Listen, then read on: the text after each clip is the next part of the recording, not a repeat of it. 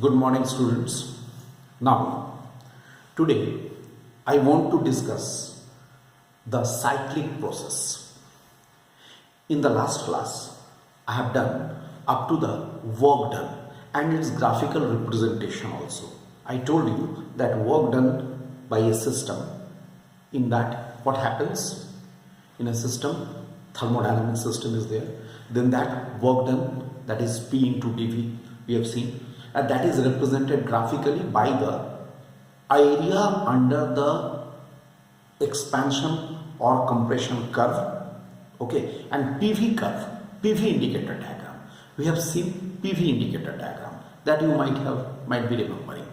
Now today I want to extend it in case of the cyclic process. Let us see what is the cyclic process. Any process in which the system returns to its initial state. You can write any process in which the system returns to its initial state after going a series of changes. After undergoing a series of changes is known as cyclic process. That means, suppose a system, initially the thermodynamic system is at A, it expands along the path AXB, okay, then it is compressed along the path BYA, it is coming back to the initial state after undergoing through a number of the changes or number of processes. Then such a process is called the cyclic process. So in a cyclic process, the system ultimately returns back to its initial state. Obviously, after undergoing through a number of the various processes, it is coming back to the initial state. That is called the cyclic process. Now, suppose a thermodynamic system undergoes a cyclic process, it undergoes through the expansion along this path as I mentioned, and it follows the compression. Then what happens? I write here, work done during expansion. Work done during expansion. W1 is equal to how much? Area under the graph means what will be this? Area here. See, area is this one, AXBCDA.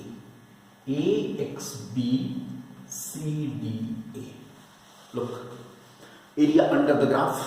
Which graph? This graph. What is the area under the graph? AXBCDA. Work done during compression. Let us see work done during compression. Now, what is this? W2 is equal to area. Look, compression कैसे हो रहा है? BYADCB.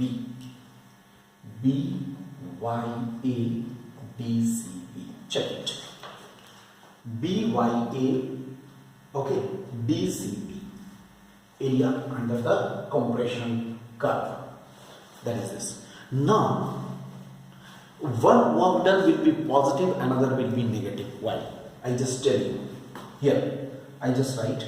Now, what is the work done? Work done is pressure into change, okay, in volume. लिखा PdV. ये जो change in volume होगा, okay, for or it is case PdV, I write here, for expansion dV is positive, so W is positive. I hope you are agreed. dV is positive because expansion होगा तो क्या होता है? Always change is what? Final minus initial. So in case of the expansion, final will be more, initial will be less. That means dV will be positive. For compression, dV will be negative, so W will also be negative. You must know this, okay? And due to this only, here, due to this, I just make a block. Due to this only, for expansion, better we write it up to this mark. A minute. We take it the whole thing inside. Here it is. Look, this whole thing. Here it is. Okay, that means this work done will be negative. Obviously, this work done should be negative. Then, net work done during the cyclic process. अगर मुझसे कहा जाए what is the work done during the cyclic process, I will say W is equal to W1 plus W2 is equal to, I will say area AXB CDA plus minus area BYA DCB, and that means the bigger area from this smaller area will be subtracted. So what we shall get? Area of loop AXBYA. ये देखो कौन सा area मिल गया मुझे, कौन सा area मुझे मिला, ये एरिया। टोटल वर्क डन कितने के बराबर होगा, इसके बराबर होगा।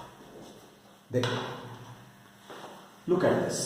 Ultimately what we are getting, the work done, net work done during the cyclic process is coming out to be how much? It is equal to area of the loop AXBYA. Okay, from here two important conclusions can be drawn. Conclusions number one. Two important conclusions. First, if the expansion curve lies above the compression curve, as shown in the figure. So, if the expansion curve lies above the compression curve, right, then the area traced of this loop is, here it is, how much? How it is?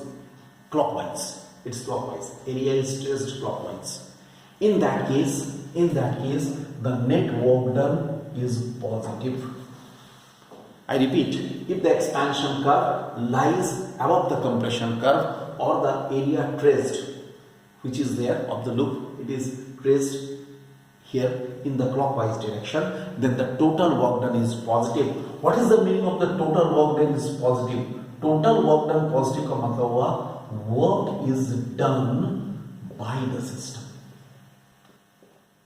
ये meaning होता है, याद रखना. Work is done by the system, that is work done is positive. And second point we can say just opposite, if the expansion curve lies below the compression curve, वो कैसा होगा? Just arrow heads को opposite कर दो, anti-clockwise कर दो. That means area is traced, area of the loop is traced in the anti-clockwise direction. Then the W will be negative. That is, work is done on the system. इन दोनों का यही मतलब है. एक हुआ work is done by the system. अगर work done is positive तो work is done by the system, और अगर होता है work done is negative तो work is done on the system. This is the meaning, this is the physical meaning of this whole thing. ये हो गया. इसका मतलब हुआ, सिंपली बात हुआ, साइक्लिक प्रोसेस का ये होता है significance. This is about the cyclic process. I hope all of you got my point very easily. Now, our dear students, our next discussion will be definitely first law of thermodynamics. But before starting first law of thermodynamics, let us have a discussion on specific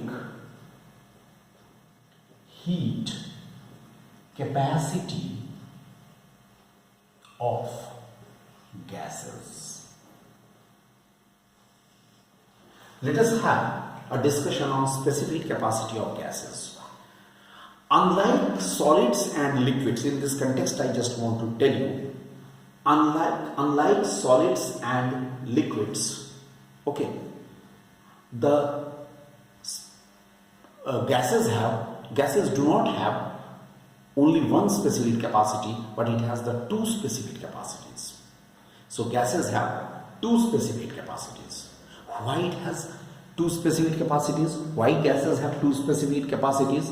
That we want to discuss. Look, gases undergo through some thermodynamic processes like isothermal process, adiabatic process, etc.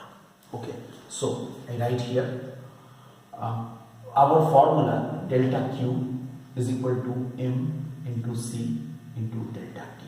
This is the formula, very well known formula, mass into specific capacity into temperature difference. Change in temperature. For adiabatic case, what happens? Delta Q is equal to 0 because no exchange of heat. Okay, heat content of the system will remain the same. No exchange of the heat. That means no heat, neither heat is gained nor lost. So C is equal to 0. You know, C is the specific capacity. C is equal to 0. Secondly, for isothermal case, what happens? As temperature remains a constant, so delta T is equal to 0. As the temperature remains constant, what happens? Delta T equal to 0, so C equal to infinity. यहाँ से check करो, T is equal to infinity. Then what we are getting, what we see, that the specific capacity of the gases may range from 0 to infinity. Look, they can range from 0 to infinity depending upon the process under which it undergoes, through which it undergoes. इसका मतलब क्या हुआ? इसका 0 भी हो सकता है, infinity भी हो सकता है, इतने बड़े रेंज के बीच में हो सकता है, तो ये तो बड़ा डिफिकल्ट हो गया. How to assign a particular value of it? So what is done? Two conditions are imposed. One is the specific capacity at constant pressure. Number one is the specific heat capacity at constant pressure.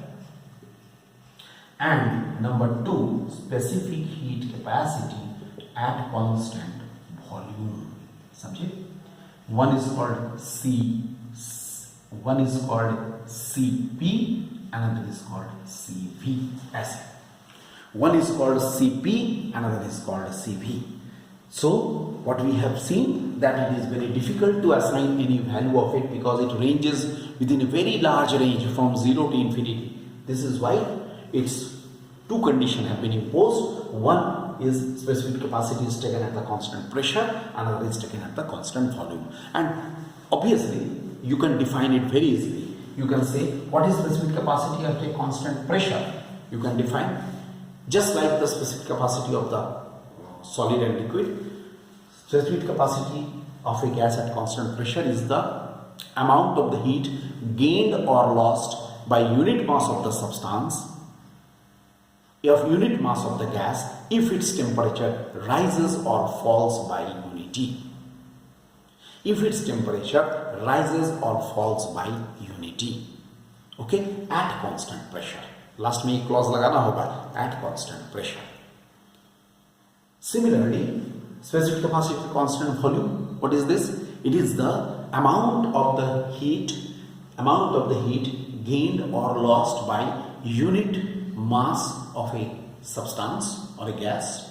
Okay, if its temperature rises or falls by unity at constant volume. ये clause लगाना जरूरी है, at constant pressure or at constant volume, right? So this is regarding the specific capacity at the constant pressure and specific capacity at constant volume, and I have explained also the necessity of having the two specific capacities. This is the answer of the question why gases have two specific capacities. We shall need this in our another lecture, in our another topic. Alright, thank you.